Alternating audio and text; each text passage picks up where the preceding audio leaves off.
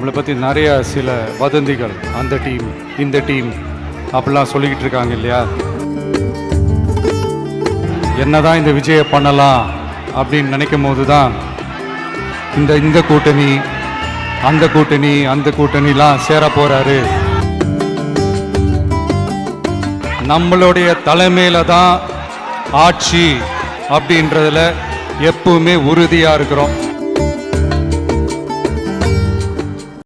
நாம் அரசியலுக்கு வந்ததுலேருந்தே நம்மளை பற்றி நிறைய சில வதந்திகள், அந்த டீம் இந்த டீம் அப்படிலாம் சொல்லிக்கிட்டு இருக்காங்க இல்லையா.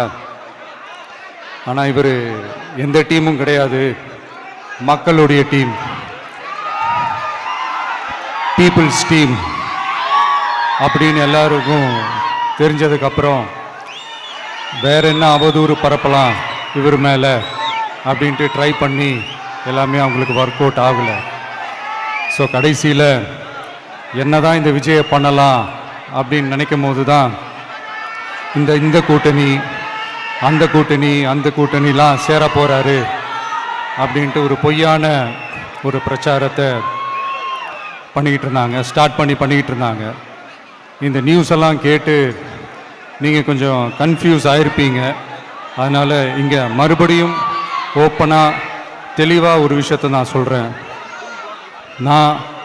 நாங்கள் எப்பவுமே மதச்சார்பற்ற கொள்கைன்றதில், அந்த ஸ்டாண்ட்லேயோ, மதச்சார்பற்ற சமூக நீதின்ற அந்த நிலைப்பாட்டிலையோ எப்பவுமே சமரசம் வச்சிக்கவே மாட்டோம்.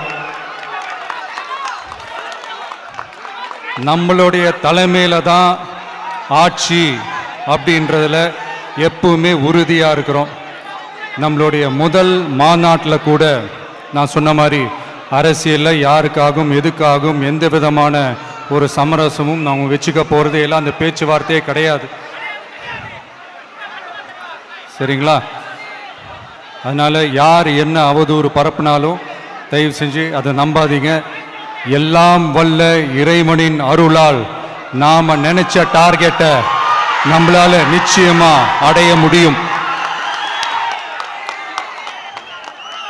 இன்னைக்கு என்னுடைய இஸ்லாமிய சகோதர சகோதரிகளுக்கு என்னுடைய ரமலான் நல்வாழ்த்துக்கள். கான்ஃபிடென்ட்டா இருங்க, நல்லதே நடக்கும், வெற்றி நிச்சயம்.